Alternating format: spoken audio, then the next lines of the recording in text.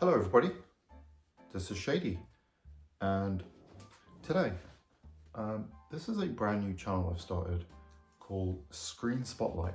And yeah, the reason why I chose that name is because those two are my initials. SS is my initials, so yeah, that's why I decided to do that. And obviously this is a channel that's going to be dedicated to movies. I do have a separate channel which is for gaming, Shady Platinum. So yeah, like, subscribe. There's the shameless plug out of the way. But yeah, so obviously, yeah, I'm a huge fan of movies. Yeah, have been since I was a kid. I was lucky enough to have a dad who was basically a film buff. We would basically watch a movie every night, near enough. He would work quite late, come home in the evenings, and my dad would just want to sit down, park himself in front of the TV, and we would chuck a movie on. And one of our rituals as well, this was obviously a ritual for like a lot of kind of 90s, early 2000s kids, but every Friday I remember we used to go to Blockbusters, and we would rent a couple of movies, get loads of snacks, all of the popcorn, Doritos, the dips, everything, load of junk food, stuff that's not very healthy for you. And yeah, it used to be one of our rituals, I remember. So yeah, I've always loved movies. It's something that's always stuck with me. And I'm one of these people who, you know, I would call myself a film buff. I do love movies, I love analysing movies, but I'm not a snob. I'm not, I'll watch any sort of movie. You know, as an art house pretentious movie, or just some schlocky rubbish action movie, or anything in between. It really doesn't matter to me. But yeah, that brings me on to the subject of the day. You probably noticed by the title anyway. But yeah, today I'm going to be talking about a movie that I really like. One that's kind of, I wouldn't really call it a guilty pleasure because it's a good movie, but it's one that I know it's not the greatest movie, but I love it, and that is Under Siege.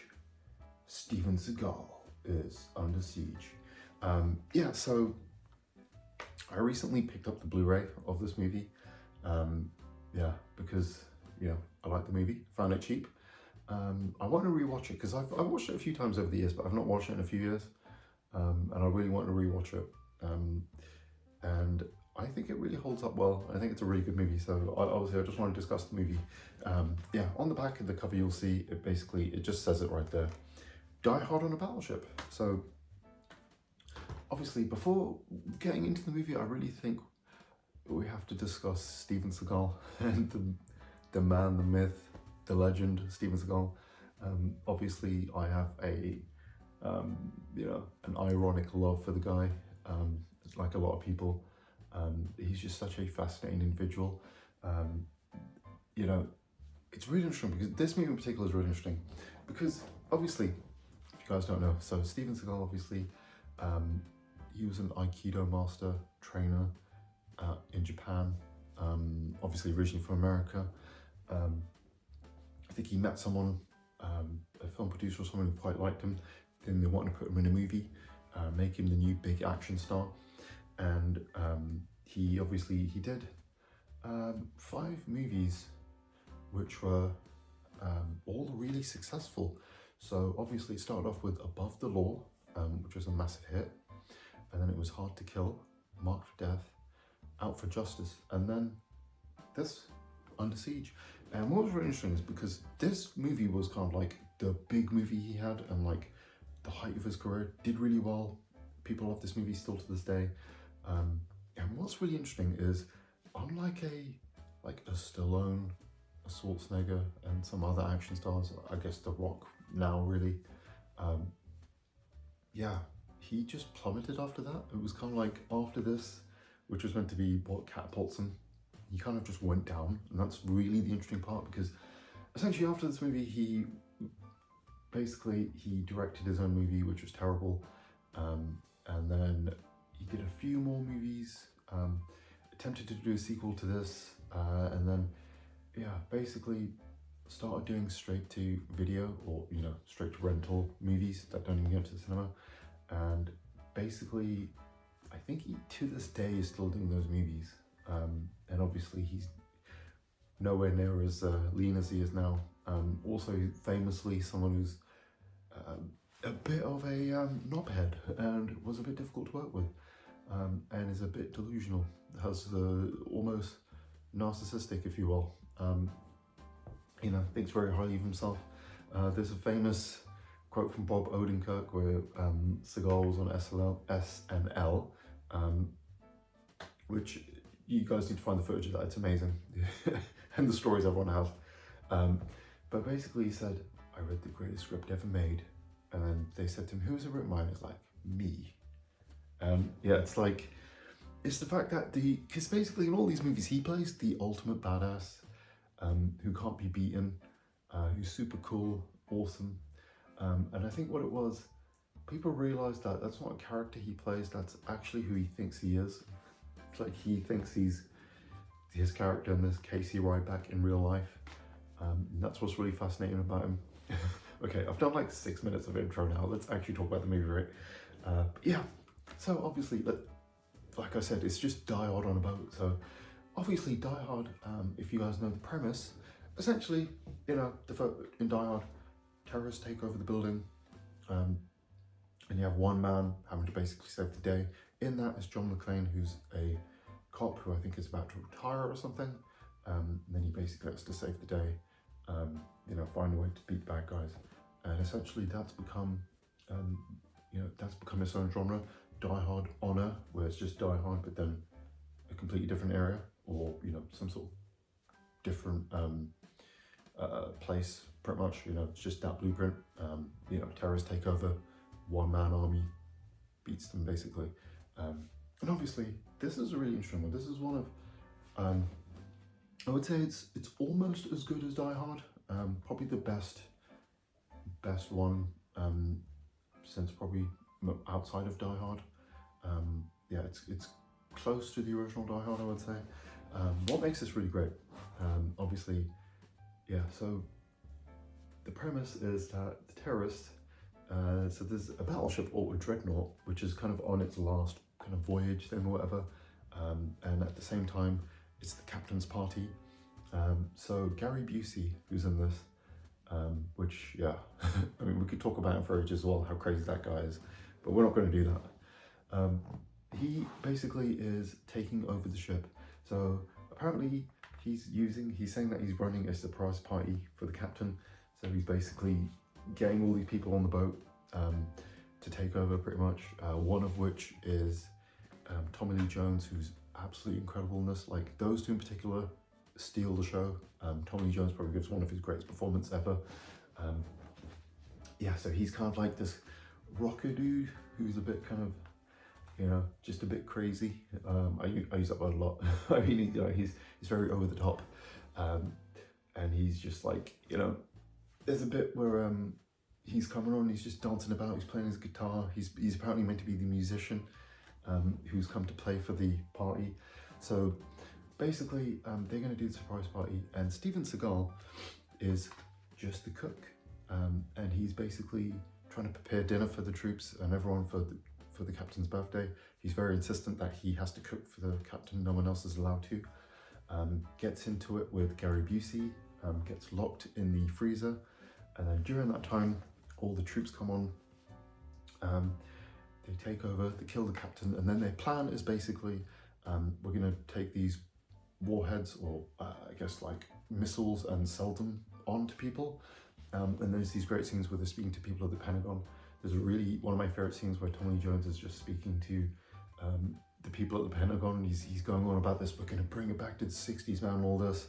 And then when he gets off the phone, he's like, did they buy it? And he's like, I don't care, but they probably think I'm crazy, who cares? And he's just kind of like messing with them to kind of, I guess, to make them think he would do anything. And yeah, they're basically taking over the place. And then Seagal isn't the cook. He's actually this like ultimate badass who's, I guess he's like the guy who trains the guys who trains the guys. He's that good. And yeah, he's obviously like, got all the medals, special trained, and he could only be a cook basically. And he's, the ultimate badass. So essentially he has to John McClane or Casey Ryback his way to beating the bad guys. And then it pretty much just goes from there.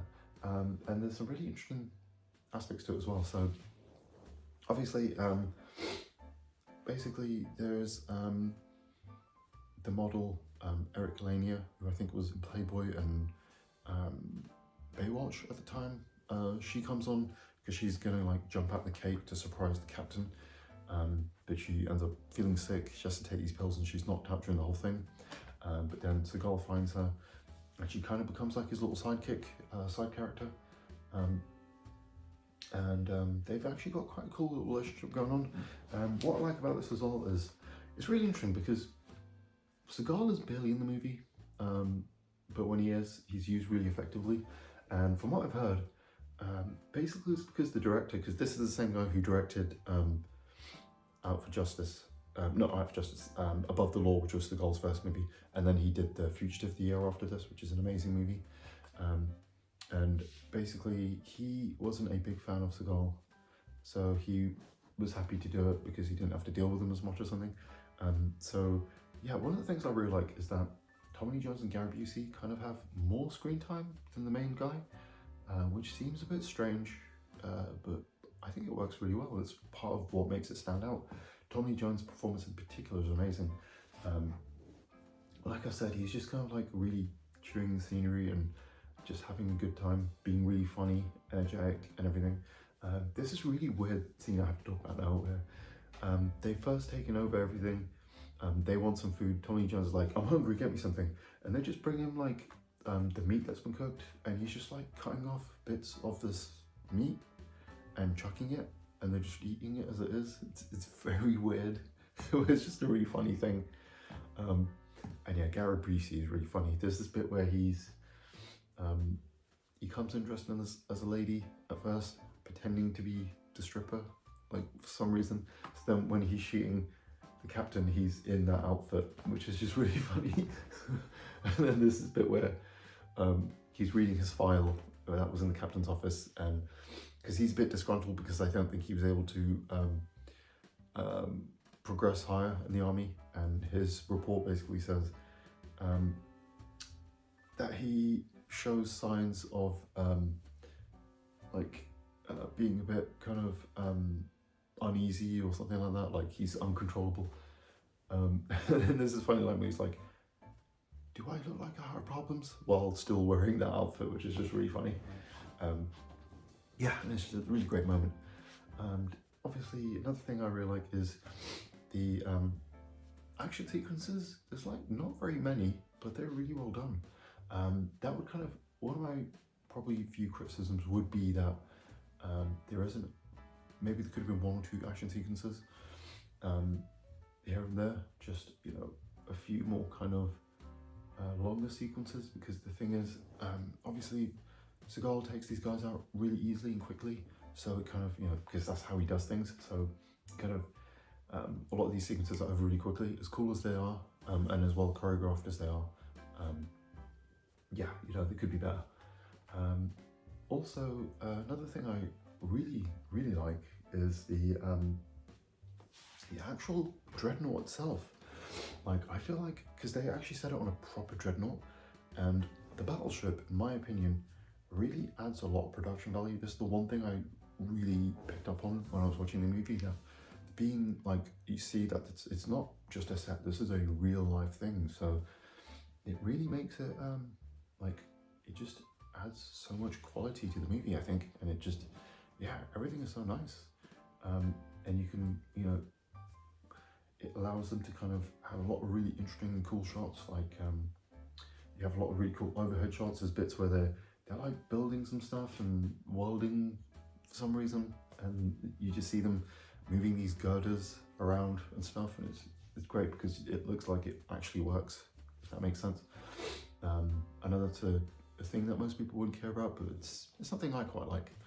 A few of the funny things I'd like to point out as well, early on and throughout the movie, there's a like very clear ADR from Seagal, where obviously, because I think he has a tendency to like whisper and stuff, so obviously they have to like redo some of his lines.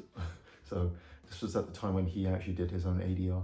Obviously in his newer movies, they just get people who don't even sound like him, which is amazing. Yeah, but yeah, that's just really funny. Also, there's some of his attempts at one-liners are really funny. They're just, they're not quite as good as Seagal or Schwarzenegger, but you know, he made an attempt. But yeah, overall, I think it's a really good movie that's worth watching. Obviously, you know, he did attempt to do a sequel, Under Siege 2. This is the double pack DVD. In my opinion, yeah, this was basically the same movie but on a train. And yeah, I just don't think it's as good, unfortunately. Yeah, the villains just, I don't think have as much energy as Tommy Lee Jones and Gary Busey. Not as interesting. It's very strange because there's more side characters in this, and I get what they're going for, but everything just doesn't feel as or as interesting. And weirdly enough, I think the movie had double the budget. They actually built a whole train and the train line specifically for the movie, but it just doesn't, like, a train from a dreadnought is such a step down. Yeah, I really feel like Under Siege 2 was such a missed opportunity. Like, I really feel like they should have done something different with it. It should have just been the character, like, you know, like a Rambo 2, where you're just putting them in a complete different situation. Like, you know, Rambo 2 is just him going to take pictures and then he ends up fighting the army, you know. Die Hard 2 obviously pretty much did the same stuff, but those movies just were more interesting anyway. Also, I think Bruce Willis is just a much more interesting person and actor anyway. Yeah, because ultimately I think, even though I think he works well in this, the problem is I think Seagal was always way too one note, and wasn't willing to play anything but the ultimate badass. So yeah, I think that's kind of part of the reason why he went down after that, and as well as being a bit of a dick to people. Yeah, obviously, overall, I do love this movie. I think it's definitely worth watching. Another thing I really like about the movie, it's 1 hour 40 something minutes, 43 or 42. Like, it's, you know, decent length, goes really quick. And that's something I really like, something I want to discuss about movies from this period. One thing I like about them anyway is that they're much shorter. Hour and a half was the average runtime for most movies. It's just one of my issues with a lot of movies nowadays. I really feel like they kind of always feel, you know, about 20 minutes or half an hour too long most of the time. It feels like, I don't know what it is, but it just seems like there's always like too much. They want to put too much in movies nowadays, and they don't want to edit them down as much. But yeah, I mean, you know, that is what it is, I suppose. But yeah, like I said, this is a really good movie. I would suggest all 5 of those early Seagal movies. I legitimately think they're all really good. It kind of went downhill from there. There were still a couple of okay ones. But yeah, this was definitely the peak. I think Out for Justice is probably my favourite Seagal movie, but this one's really good. And yeah, I think you will have a good time in this movie, so give it a watch. And yeah, that's pretty much this video. Yeah, obviously this is the first video I'm doing on this channel. So yeah, thanks for watching. I really hope, you know, if anyone sees this video, I'd love it if you like, subscribe, all that YouTube jazz. Like I said, obviously I have my kind of main channel, which is gaming related, Shady Platinum, but this one I want to make specifically just for movie related things. Yeah, so obviously I'll probably do more movie discussions, potentially even some podcast type things, maybe probably commentaries and the like as well, because yeah, like I said, I love movies, and yeah, I can talk about them all day. Yeah, obviously next time, I think we're going to talk about one of my absolute favourites, and that is Jurassic Park. Yeah, I think still to this day, the greatest kind of popcorn movie, kind of family movie ever. Yeah, but we'll talk about that in the next one. Anyway guys, thanks for watching. Have a great rest of your day.